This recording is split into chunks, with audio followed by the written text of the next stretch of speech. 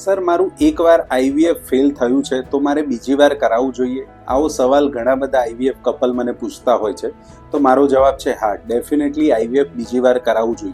પણ બીજી વાર કરાવતા પહેલા આઈવીએફમાં શું પ્રોબ્લેમ થયા તેને શોધવા જોઈએ. જેમ કે એ વખતે એગ્સ ઓછા મળ્યા હતા, ફર્ટિલાઇઝેશન લેવલે કોઈ પ્રોબ્લેમ હતો, એમ્બ્રિયો જે બાળક બનવા જોઈએ ઓછા બન્યા હતા, અથવા એની ક્વોલિટીમાં કોઈ પ્રોબ્લેમ હતો, કે ઇમ્પ્લાન્ટેશન લેવલે પ્રોબ્લેમ થયો હતો. તો આ ચારમાંથી કોઈ કારણ હતા કે નહીં એ શોધવું જોઈએ અને પછી જ બીજી વાર આઈવીએફ કરવું જોઈએ. બીજું કે આઈવીએફ એક સાયન્સ છે જેનો સક્સેસ રેટ ગ્લોબલી 50 to 70% છે.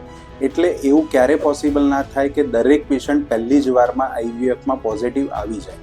ત્રીજું કે ઘણા બધા પેશન્ટ એકવાર આઈવીએફ ફેલ થઈ જાય પછી બહુ બધા hi fi immunological test, genetical test કરાવતા હોય છે. એકચ્યુઅલી એની કોઈ જરૂર નથી હોતી. ખાસ ખાલી એટલું જ જાણવાની જરૂર હોય છે કે જે યુટરસની અંદરની લાઇનિંગ, જેને અમે એન્ડોમેટ્રિયમ કહીએ છીએ, એમાં, સ્પમમાં, એગમાં કે એમ્બ્રિયોમાં કોઈ પ્રોબ્લેમ હતો કે નહીં, અને એને જાણવા માટે કોઈ જરૂરી ટેસ્ટની જરૂર હોય તો એ કરાવવા જોઈએ. તો આપનું અગર એકવાર આઈવીએફ ફેલ થયું છે તો જરાય ટેન્શન ના લેશો, બીજી વાર આઈવીએફ ડેફિનેટલી પોઝિટિવ આવી શકે છે. Thank you.